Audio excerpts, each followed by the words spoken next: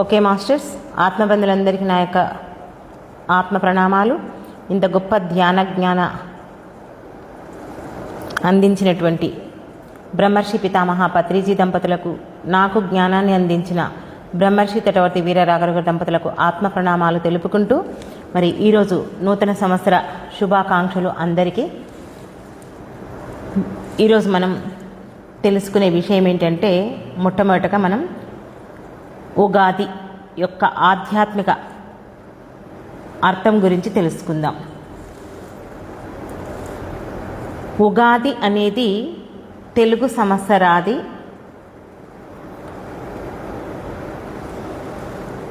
ఇది కేవలం కొత్త సంవత్సరం కాదు, కొత్త ఆలోచనలకు ప్రారంభం.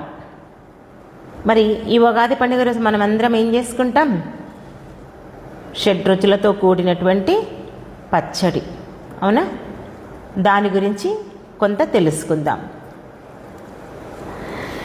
చూడండి, ఉగాది రోజున మనం తినే ఉగాది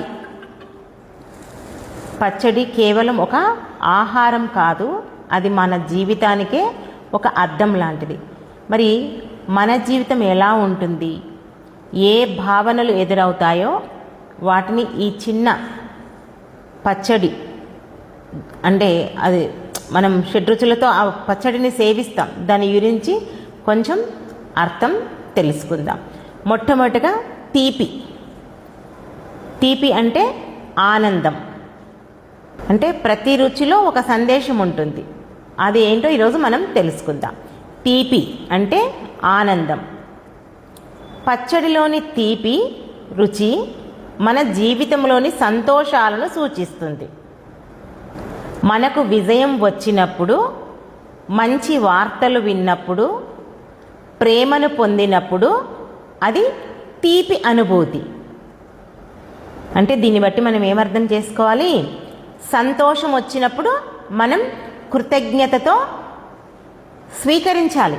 అంటే ప్రేమ దొరికినప్పుడు, మంచి వార్తలు విన్నప్పుడు, మన జీవితంలో విజయం పొందినప్పుడు దాన్ని సంతోషంతో మనం కృతజ్ఞతతో స్వీకరించాలి. నెక్స్ట్ చేదు అంటే బాధ. చేదు రుచి జీవితంలోని కష్టాలను సూచిస్తుంది. ఆరోగ్య సమస్యలు, విఫలాలు, నష్టాలు, ఇవన్నీ చేదు అనుభవాలు. దీని నుంచి మనం ఏం తెలుసుకోవాలి అంటే, మన జీవితంలో బాధలు వచ్చినప్పుడు మనం తట్టుకోగలగాలి. ఎందుకంటే కష్టం వచ్చినప్పుడు, బాధ వచ్చినప్పుడు, నష్టం కలిగినప్పుడే మనం మన జీవితాన్ని బలంగా చేసుకోవడానికి మనకు అవకాశం ఉంటుంది. ఎప్పుడూ సుఖం ఉంటే మనం ఏమీ నేర్చుకోమంట. అందుకే మనం గమనిస్తే మహాభారతంలో కుంతీదేవి ఏమడుగుతుంది శ్రీకృష్ణ భగవాన్ని? ఎప్పుడూ నాకు కష్టాలని ఇవ్వు, ఆ కష్టం నుంచి నేను ఎదుగుతాను, ఇంకా ఎప్పుడు నిన్ను మరచిపోకుండా ఉంటాను అని చెప్పేసి అంటే. కానీ మనం ఏం చేస్తాం? మనకి ఏదైనా ఒక కష్టం వచ్చినా, బాధ వచ్చినా ఎంతో తల్లడిల్లుతాము. ఏదో మొత్తం ఇంకా జీవితమే అయిపోయింది అన్నట్లు మన ప్రవర్తన ఉంటుంది. కానీ ఆ కష్టము, నష్టము, బాధే మనల్ని మన జీవితంలో గట్టిగా ఉండడానికి మనకు నేర్పిస్తుంది.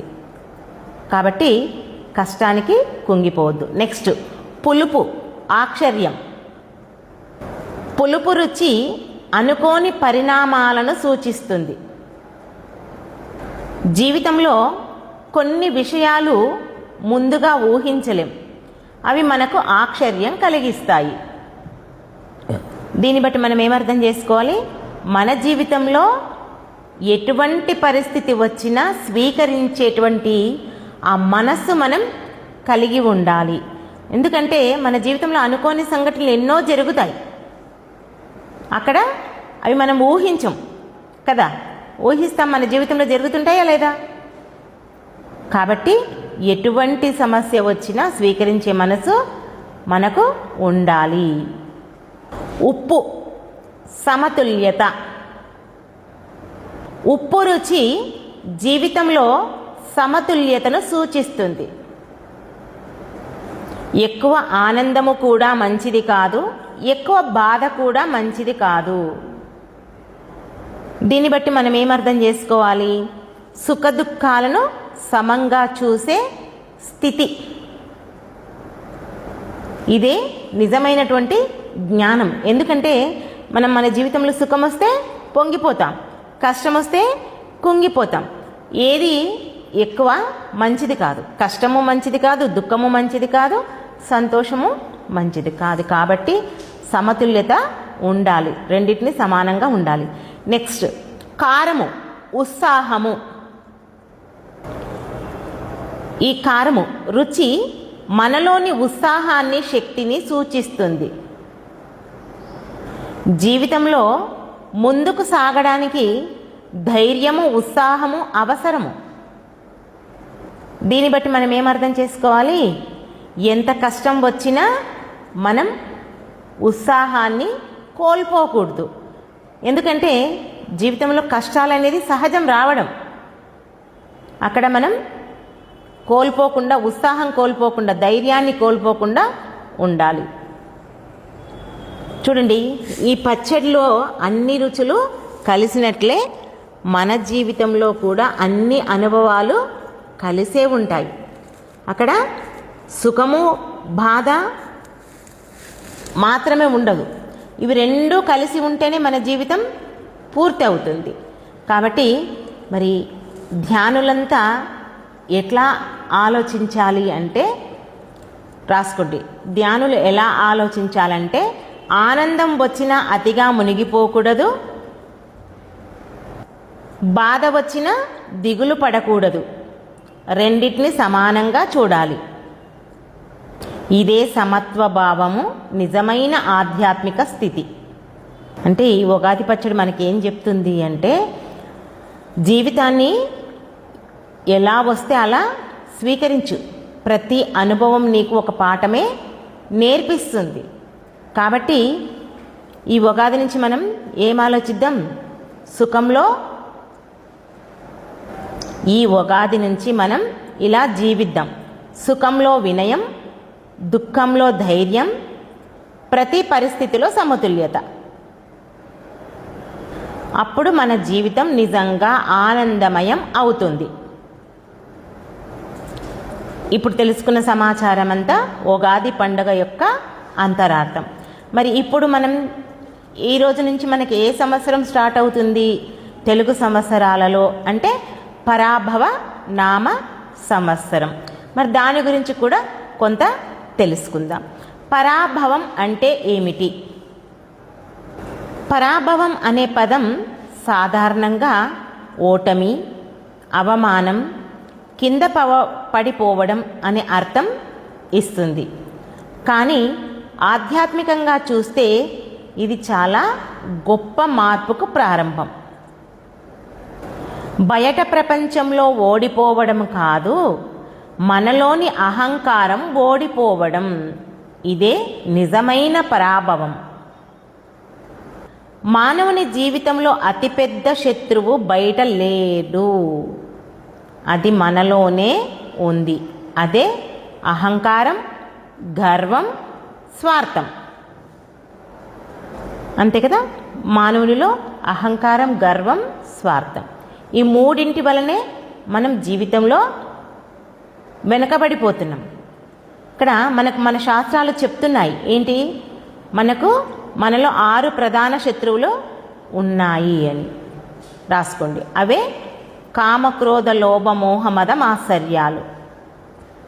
ఈ అరిషట్ వర్గాలే మన జీవితాన్ని నాశనం చేస్తాయి. మరి దీని గురించే భగవద్గీతలో శ్రీకృష్ణ భగవానుడు 2వ అధ్యాయం 62వ శ్లోకంలో ఏం చెప్పాడంటే, ధ్యాయాత్ విషయాన్ పుంసః సగస్తు సంగస్తే శూపజాయతే సంఘాత్ సంజాయతే కామః కామాత్ క్రోధోభిజాయతే. దీని అర్థం రాసుకోండి. మనిషి విషయాలపై ధ్యానం చేస్తే అతనికి వాటిపై ఆసక్తి పెరుగుతుంది. ఆ ఆసక్తి నుంచి కోరిక అంటే కామం, కామం నుంచి కోపం, క్రోధం పుడతాయి. అంటే ఇక్కడ మనం గ్రహించాల్సినటువంటి విషయం ఏంటి అంటే మన ఆలోచనలే మన శత్రువులు అవుతాయి. ధ్యానం చేస్తారు కానీ చేసినా కూడా ఆ కోరికలు అనేది వదిలిపెట్టుకోలేకపోతున్నారు. కాబట్టే అక్కడ ఏమవుతుంది, మనకి శత్రువులు అవుతున్నాయి, మన కోరికలే మనకు శత్రువులు అవుతున్నాయి. మరి ఈ పరాభవ సంవత్సరం, ఈ పరాభవ నామ సంవత్సరం ఇచ్చే సందేశం ఏంటంటే ఈ సంవత్సరం మనకు ముఖ్యమైన 3 పాఠాలు నేర్పుతుంది. ఏంటి అంటే అహంకారము ఉంటే పతనం, అహంకారం ఈజ్ ఈక్వల్డ్ పతనం. ఎంత పెద్దవాడైనా ఎంత శక్తి ఉన్నా అహంకారం ఉంటే అతని పతనం ఖాయం. చరిత్రలో ఎంతోమంది అహంకారంతో పతనమయ్యారు. మనందరికీ తెలుసు రావణాసురుడు ఏం చేసిండు, ఈయన గొప్ప పండితుడు, శివభక్తుడు, కానీ అతని అహంకారం అతన్నే నాశనం చేసింది. అంటే తన శక్తిపై, తనకున్నటువంటి శక్తిపైన ఆయనకు గర్వం పెరిగింది, ఇతరులను తక్కువగా చూశాడు. చూసి ఏం చేసిండు, సీతాదేవిని అపహరించిండు. ఫలితంగా ఏమైంది, అతని రాజ్యము పోయింది, అతని కుటుంబము నాశనమైంది. అంటే ఇక్కడ జ్ఞానమున్న అతడికి వినయం లేకపోవడం వల్ల ఏమైంది, పతనం చెందాడు. మరి దుర్యోధనుడు కూడా ఏం చేసిండు, పాండవులంటే అహంకారంతో వాళ్ళ మీద కనీసం వాళ్ళకు 5 ఊర్లు కూడా ఇవ్వలేదు, ధర్మాన్ని పట్టించుకోలేదు. కాబట్టి మహాభారత యుద్ధంలో అతని అంతం జరిగింది. అంటే అక్కడ ఏమైంది, మనకు అహంకారము, అసూయ, ఈ 2 ఉండడం వల్ల అతను కూడా నాశనం జరిగింది. మరి హిట్లర్ కూడా ఒక శక్తివంతమైనటువంటి నాయకుడు, కానీ అతనికున్నటువంటి ఆ అహంకారం అతన్ని గుడ్డివానిగా చేసింది. మరి ప్రపంచాలను జయించాలనుకున్నాడు, కానీ అక్కడేమైంది, అతని యొక్క అహంకారంతో తను కూడా ఆ యొక్క రాజ్యాన్ని కోల్పోయాడు. ఓకే, నెక్స్ట్ వినయము ఈజ్ ఈక్వల్ టు విజయం. వినయం ఉన్నవాడు ఎప్పుడూ ఎదుగుతాడు. ఎందుకంటే వినయం ఉన్నవాడు నేర్చుకుంటాడు. మరి గాంధీ మహాత్ముడికి అపారమైనటువంటి వినయం ఉంది. అందుకే ఆయన ఎలా జీవించాడు, సాధారణమైనటువంటి జీవితం, ఎప్పుడు నిజాయితీగా అహింసా మార్గంలో జీవించిండు. అలా జీవించినందుకే మన భారతదేశానికి స్వాతంత్రం వచ్చింది. కాబట్టి వినయం ఉన్నవాడు ప్రపంచాన్నే గెలుస్తాడు అని చెప్పడానికి మనం గాంధీ మహాత్ముని ఉదాహరణగా తీసుకోవచ్చు. మరి ఇంకా అబ్దుల్ కలాం, ఈయన ఏం చేసిండు, ఈయన గొప్ప శాస్త్రవేత్త, రాష్ట్రపతి, ఆయన చాలా వినయంగా ఉండేవాడు. చాలా మామూలు జీవితం, ఎప్పుడూ ఆయన జీవితంలో నేర్చుకోవాలనే తపన.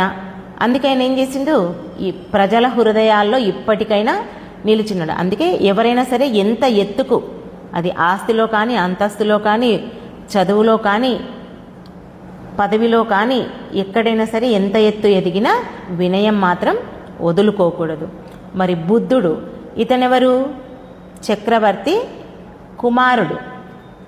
ఆయన ఏం చేసిండు, సత్యం కోసం రాజ్యాన్ని వదిలిండు, ప్రజలకు జ్ఞానాన్ని ఇచ్చిండు. ఇప్పుడు ఈ ప్రపంచానికే మార్గదర్శకుడు అయ్యాడు. మరి 2500 సంవత్సరాల కిందట ఆయన చెప్పిన ఆనాపానసతి ధ్యానాన్నే మనం ఇప్పుడు అందరము చేస్తున్నాం కదా. మరి ఇన్ని సంవత్సరాల తర్వాత కూడా ఆయనను గుర్తుంచుకున్నామంటే అక్కడ ఏమైంది, ఆయనకున్నటువంటి వినయమే ఆ దైవ స్థాయికి అతన్ని తీసుకెళ్ళింది. ఓకే, కాబట్టి మనం ఎప్పుడూ అహంకారంతో ఉండకూడదు, వినయంతో ఉంటేనే మన జీవితంలో మనం అత్యుత్తమైనటువంటి స్థానానికి ఎదుగుతాము అనేది ఇక్కడ మనం గుర్తించాల్సినటువంటి విషయం. ధర్మము ఈజ్ ఈక్వల్ టు రక్షణ. అంటే ధర్మబద్ధంగా జీవించే వారికి ప్రకృతి సహాయం చేస్తుంది. మరి ఈ ధర్మంగా జీవించిన వాళ్ళంటే మనం ఎవరిని గుర్తు చేసుకోవచ్చు? మొట్టమొదటగా శ్రీరామచంద్రమూర్తిని మనం గుర్తు చేసుకోవచ్చు. శ్రీరామచంద్రుడు ధర్మమూర్తిగా ప్రసిద్ధి చెందినవాడు. ఆయన జీవితం ఎలా ఉంది అంటే ఎలాంటి పరిస్థితుల్లో ఆయన ధర్మాన్ని వదలలేదు. తండ్రి మాట కోసం రాజ్యాన్ని కూడా వదిలిపెట్టిండు. ఎప్పుడూ సత్యం న్యాయమే పాటించేవాడు, అదే పలికేవాడు. మరి ఆయనకు ప్రకృతి ఎట్లా సహకరించింది? సీతాదేవిని రావణాసురుడు ఎత్తుకుపోయినప్పుడు అంటే వానసేవుడును, హనుమంతుణ్ణి, సుగ్రీవుడు, మళ్ళీ వీళ్ళంతా ప్రకృతే అతనికి సహాయం చేసింది. ఇక్కడ మరి ఆ రామసేతు నిర్మాణం చేసినప్పుడు సముద్రం కూడా ఆయనకు మార్గాన్ని ఇచ్చింది. వాళ్ళు ఎంతో కష్టపడ్డారు, కానీ అక్కడ ఆ నది సహకరించిందా లేదా అంటే అక్కడ ఆయన ధర్మంగా ఉన్నందుకు, ధర్మం కోసం నడిచిన వారికి అసాధ్యం కానిది కూడా సాధ్యం అవుతుంది. ప్రకృతి మనకు అలా సహకరిస్తుంది అని మనం ఇక్కడ దీని నుంచి నేర్చుకోవచ్చు. నెక్స్ట్ ధర్మరాజు. ధర్మరాజు ఏం చేసిండు? ఈయన ధర్మానికి ప్రతీక. ఎప్పుడూ అబద్ధము చెప్పలేదు, న్యాయం కోసమే జీవించేవాడు. మరి ప్రకృతి సహాయం, ఎన్ని కష్టాలు వచ్చినా సరే ఆయనకు ఎన్నో కష్టాల తర్వాత చివరికి రాజ్యాన్ని పొందాడు. మరి ఇంకేం చేసిండు ఆయన? చివరికి రాజ్యాన్నే, స్వర్గాన్నే చేరుకున్నాడు ఆయన. అవునా కాదా? అంటే ధర్మంగా ఉన్న వాళ్లకు ప్రకృతి సహకరిస్తుంది. ధర్మం మనకు కొంచెం ఆలస్యంగా ఫలితాన్ని ఇచ్చినా అది ఖచ్చితంగా మనకు ఫలితాన్ని ఇచ్చే తీరుతుంది. కాబట్టి మనకు ఏమంటారు, అధర్మం అన్యాయం అనేది గెలిచినట్లు అనిపించవచ్చు తాత్కాలికంగా, కానీ ఎప్పటికైనా సరే శాశ్వతంగా ఉండేది ఏంటి అంటే ధర్మమే. మరి నెక్స్ట్ హరిశ్చంద్రుడు. ఈ హరిశ్చంద్రుడు ఏంది? ఈయన సత్యవ్రతుడు. తన మాట కోసం రాజ్యాన్ని, కుటుంబాన్ని అన్నీ వదిలాడు. ఎన్నో కష్టాలు వచ్చినా ఆయన ఎదుర్కొన్నాడు. చివరికి ఏమైంది? ఆయనకు భగవంతుడే ప్రత్యక్షమయ్యాడు. మళ్ళీ ఏమంటారు, తిరిగి అన్నిటినీ పొందాడు. అందుకే సత్యం, ధర్మం ఎప్పటికీ మనల్ని కాపాడుతాయి అనే విషయం వీళ్ళందరినీ చూసి మనం తెలుసుకోవచ్చు. మరి గాంధీ మహాత్ముడు, ఈయన కూడా ధర్మ మార్గంలో నడిచాడు. ఎలా అంటే హింస లేకుండా పోరాటం చేసిండు, నిజాయితీతో జీవించిండు, మనకు స్వాతంత్రాన్ని తెచ్చిపెట్టిండు. ధర్మం అనేది శక్తివంతమైనటువంటి ఆయుధం. మరి ఇక్కడ మనం బుద్ధుని కూడా గుర్తు చేసుకోవచ్చు. ఈయనకు ప్రజలకు ధర్మాన్ని బోధించాడు. ప్రకృతి సహాయం ఎట్లా అందింది ఈయనకు అంటే ఆయనకు జ్ఞానం లభించింది, ప్రపంచం ఆయనను గౌరవించింది. ధర్మం మనలోని ఉన్నటువంటి దైవాన్ని వెలికి తీస్తుంది. అంటే ఇక్కడ ధర్మం అంటే అసలు ఏంటి అంటే ఎప్పుడు మనం నిజం మాట్లాడాలి, తర్వాత ఇతరులకు నష్టం చేయకుండా ఉండాలి, మన కర్తవ్యాన్ని మనం ఎప్పుడూ నిర్వర్తించాలి, మన మనసు కూడా ఎప్పుడూ శుభ్రంగా అంటే మలినం లేకుండా ఉంచుకోవాలి. అప్పుడే మనకి నేచరు సహాయం అనేది చేస్తుంది. మరి ప్రకృతి సహాయం అంటే ఇక్కడ సరైన సమయంలో సరైన వ్యక్తులు మనకు కలవడం. అంటే మనకు కష్టాల్లో ఉన్నప్పుడు, బాధల్లో ఉన్నప్పుడు మనకు ప్రకృతి మనకు ఏం చూపిస్తుంది? దారి చూపిస్తుంది. అంటాం కదా, ఏ దేవుడి పుణ్యమో నువ్వు నాకు కలిసావు అంటాం, నీ వల్ల నాకు ఈ మార్గం లభించింది అని చెప్తాం. ఇలా రకరకాలుగా మనం చెప్తాం. అక్కడ ఎవరు చేస్తారు మనకు అంటే ప్రకృతే మనకు ఆ సహాయ సహకారాలు అందిస్తుంది. ఎప్పుడు మనం ధర్మ మార్గంలో, సత్య మార్గంలో, న్యాయ మార్గంలో ఉన్నప్పుడు. ఇక్కడ మనకు మన మనసు ప్రశాంతం అవుతుంది, మన జీవితం కూడా విజయవంతం అవుతుంది. కాబట్టి గొప్ప గొప్ప మహానుభావులు, శ్రీరాముడు అనుకోండి, ధర్మరాజు అనుకోండి, హరిశ్చంద్రుడు, బుద్ధుడు, గాంధీ మహాత్ముడు, వీళ్ళందరూ మనం మన జీవితంలో మర్చిపోకుండా ఉండే వాళ్ళం. ఓకే, ఈ పరాభవ నామ సంవత్సరం ధ్యానులకు ప్రత్యేకంగా చెప్పే మార్గం ఏంటి అంటే ఏం చెప్తున్నాడు? ధ్యానులకు ఈ సంవత్సరం ఇచ్చే ఒక సువర్ణ అవకాశం అనుకోండి. ఎందుకు అంటే మనసును జయించే కాలం ఇది. నెక్స్ట్ పాయింట్, అహంకారాన్ని కరిగించే కాలం ఇది. ఆత్మ సాక్షాత్కారానికి దగ్గరయ్యే కాలం ఇది. మనం ధ్యానం చేసి ఈ మూడింటిని మనం పొందవచ్చు. అందుకే చూడండి, ధ్యానం అంటే కేవలం మనం కళ్ళు మూసుకొని ఆలోచనలు కట్ చేయడము, మనసు ప్రశాంతత, అనారోగ్యం వీటి కోసమే కాదు. ఏం చేయాలి? మన మనస్సును మన లోపలికి తిప్పుకోవాలి. మనలో జరిగే ప్రతి శ్వాసను మనం గమనించాలి. మనం రోజు చెప్పుకునే సందేశమే ఏంటి?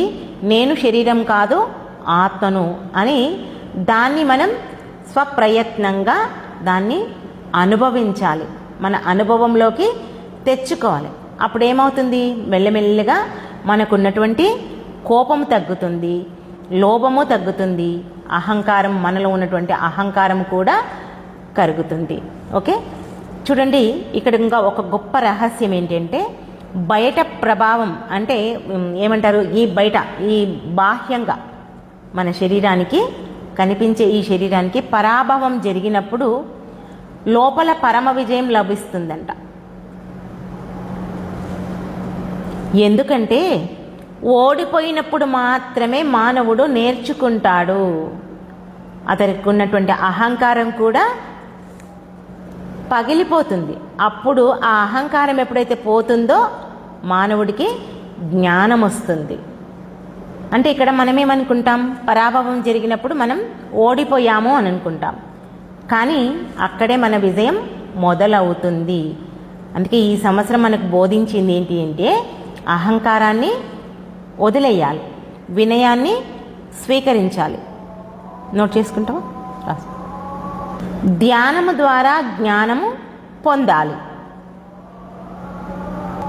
మనకున్న అజ్ఞానం నుంచి బయటపడాలి. అప్పుడేమవుతుంది? మన జీవితం నిజంగా నందనవనం అవుతుంది. అందుకే ప్రతి ఒక్కరు ఏం చేయాలి? ప్రతిరోజు శ్వాస మీద ధ్యాస ఉంచి ధ్యానం చేసి నాలో ఉన్నటువంటి అహంకారం కరిగిపోవాలి, నాలో ఉన్న దైవత్వము నేను చూసుకోవాలి, తెలుసుకోవాలి, ఆత్మ సాక్షాత్కారం గావింప చేసుకోవాలి, నేను శాంతిని పొందాలి, ఆనందాన్ని పొందాలి అనే ఆలోచనతో, ఎరుకతో మనం ఈ ధ్యానాన్ని చెయ్యాలి, జ్ఞానాన్ని పొందాలి. అందుకే నేను ఒక లాస్ట్కి చెప్పేది ఏంటి అంటే ఈ పరాభవనామ సంవత్సరము మనందరికీ అంతర్ముఖ జాగరణ, వినయము, జ్ఞానము, తర్వాత ఆత్మ సాక్షాత్కారం ప్రసాదించాలని చెప్పేసి మీ అందరి తరఫున, నా తరఫున, అందరి తరఫున ప్రకృతిని కోరుకుందాం. ఓకే మాస్టర్స్, ఈ అవకాశాన్ని నాకు ఇచ్చినందుకు మీ అందరికీ నా యొక్క కృతజ్ఞతలు. Thank you.